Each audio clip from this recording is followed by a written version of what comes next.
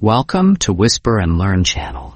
In today's video, we'll dive into another engaging story to help you improve your English listening skills while enjoying a relaxing and stress-free experience. Each story is crafted to teach practical vocabulary, enhance your comprehension, and provide meaningful life lessons. So grab your headphones, relax, and let's begin. Snowflakes danced in the chilled December air as Amelia Evans carefully carried her groceries from her car to her small apartment in New York City. The streets were buzzing with last-minute shoppers, their arms loaded with bags wrapped in bright, festive colors. The sound of carolers echoed faintly from a distant corner, their voices rising and falling like the city's own holiday soundtrack. Inside her warm apartment, Amelia unpacked the groceries, humming a tune she had heard on the radio. Just as she set down a loaf of bread, her phone buzzed. It was an email from an old college group. Year-end Zoom call. The subject line read. Amelia felt her heart skip a beat. She hadn't spoken to some of those friends in years.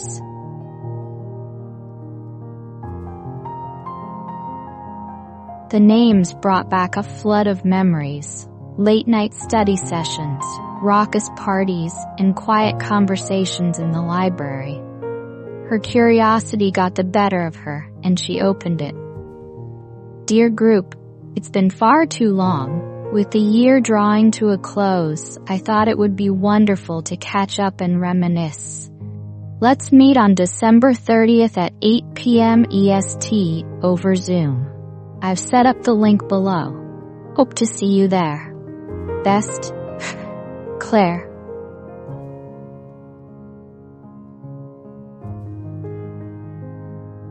Claire Walker had always been the organizer of their group.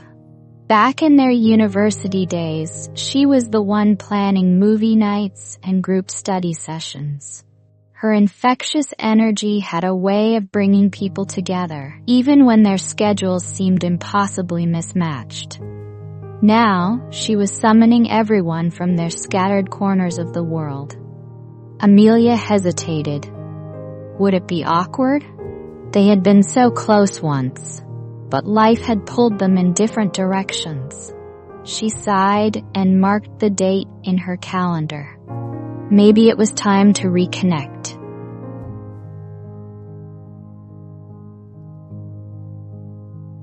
The evening of the 30th arrived quicker than Amelia expected. She set up her laptop on the kitchen counter, wearing a cozy sweater and sipping hot cocoa. Her reflection on the screen showed a hint of nervousness. She had spent extra time brushing her hair, applying a touch of mascara, and selecting just the right background, a bookshelf and a small string of fairy lights, to give off a warm, approachable vibe.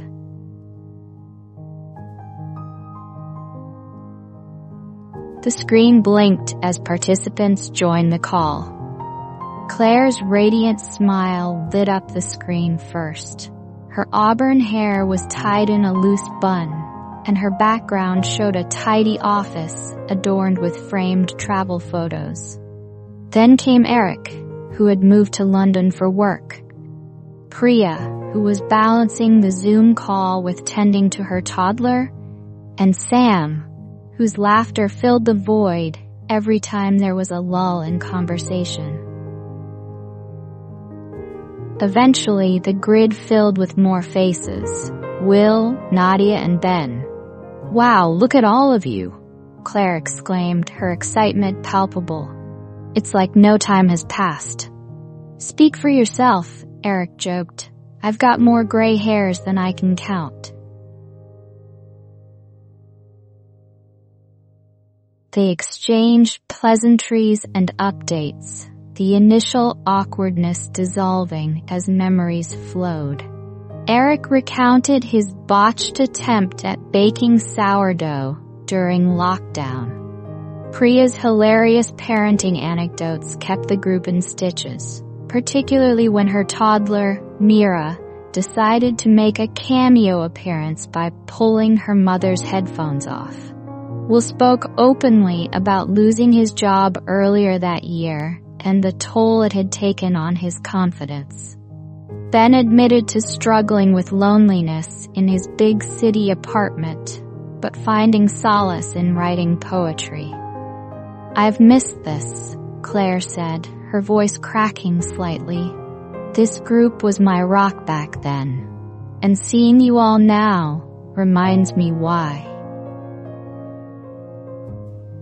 The warmth in the virtual room was palpable. Each face on the screen seemed to soften with affection and nostalgia. But just as they were settling into this rare camaraderie, Claire's expression changed. "I've been meaning to ask," she said, her voice more serious. "Do you remember that New Year's Eve, 10 years ago?" Amelia's mind raced. That New Year's Eve had been a whirlwind.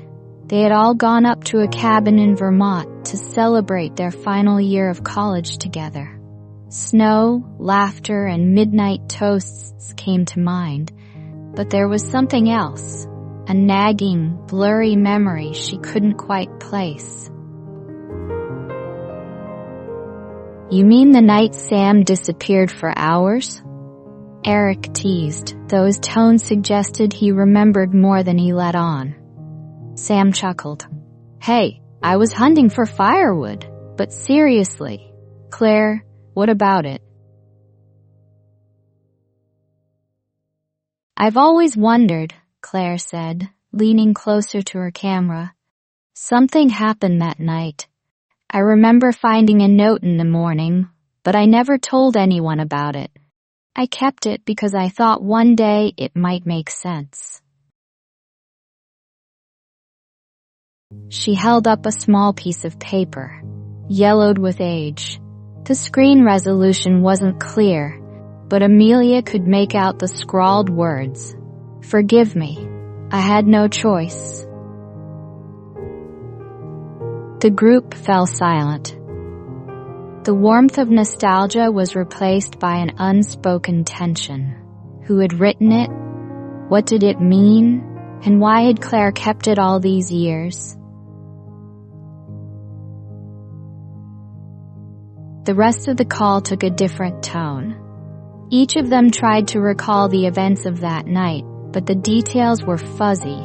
It had been 10 years, after all. But Amelia couldn't shake the feeling that something significant had happened. "Let's figure it out," Claire suggested.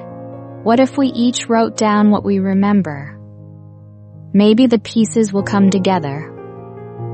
The group agreed, and Claire promised to compile everyone's notes.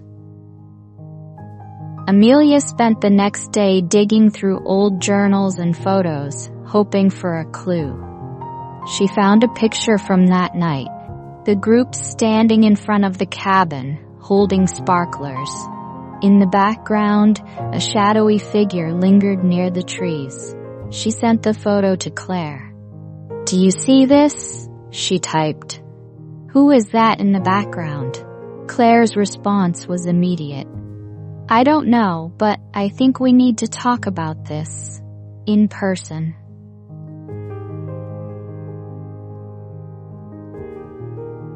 By some miracle of coordination, the group decided to meet at the Vermont cabin. Claire managed to rent it for a weekend in January. As Amelia pulled up to the familiar snow-covered landscape, a flood of memories came rushing back. The group assembled inside, the cabin's rustic charm unchanged. They shared hugs, laughter, and nervous energy. Claire wasted no time spreading out the collective notes and photos on the dining table. "All right," she said. "Let's solve this."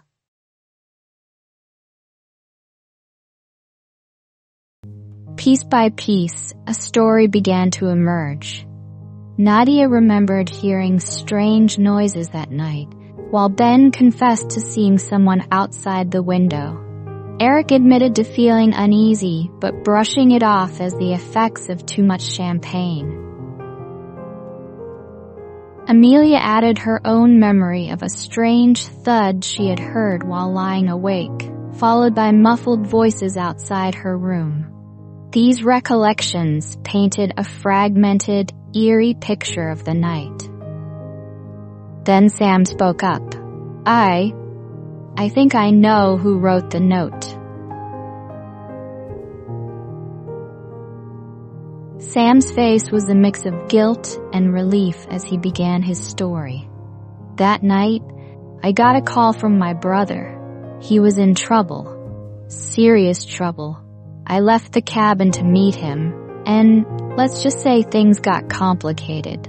He owed money to some dangerous people. The group listened intently, the warmth of the fire contrasting the cold weight of his words. I wrote the note because I didn't know if I'd make it back. I didn't want you to worry or try to follow me. I'm sorry I never told you. Sam, Claire said gently, you should have trusted us. We're your friends. I know, but I've spent years trying to forget that night. My brother, he's okay now. He turned his life around, but it's haunted me. He went on to explain that his brother's trouble had stemmed from gambling debts. That night, Sam had to meet with a loan shark to negotiate on his brother's behalf. It was dangerous, but he couldn't say no. The shadowy figure in the photo? Amelia asked. Probably one of the loan shark's men, Sam admitted, his voice low. They followed me to make sure I'd come back. I didn't know they'd been watching the cabin.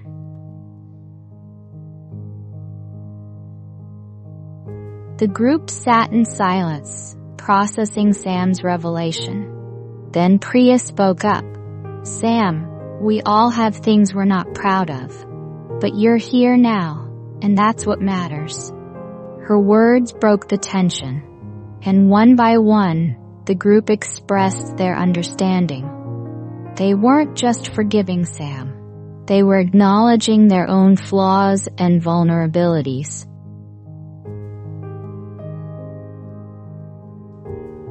Over the rest of the weekend, the group bonded like they hadn't in years. They cooked meals together, played old board games, and even recreated their sparkler photo, this time without any shadowy figures. They went for long walks in the snow and shared stories they had never told anyone else before. As they packed up to leave, Claire gathered everyone for a final moment. This weekend reminded me why I wanted us to reconnect. Life pulls us apart, but we have to choose to come back together. Let's not wait another 10 years. Amelia nodded, her heart full. She had come to the cabin with questions and was leaving with answers. And something even more valuable, the reminder that true friendship endures, even through the messiness of life. Back in her apartment, Amelia reflected on the past month. The Zoom call, the mystery, the reunion, it all felt like a dream, but it had taught her something profound. Life is complicated. People make mistakes. But if you're willing to listen, to forgive, and to reconnect, you can find warmth even in the coldest of seasons. She opened her laptop and sent a message to the group. How about a summer barbecue? Thank you for listening to this story on Whisper and Learn channel. We hope you enjoyed it and learned something valuable today. If you like this video, don't forget to like, comment, and subscribe for more stories that make learning English fun and effective. Let us know in the comments what you think of this story or what topics you'd like to hear next. See you in the next video. Happy learning!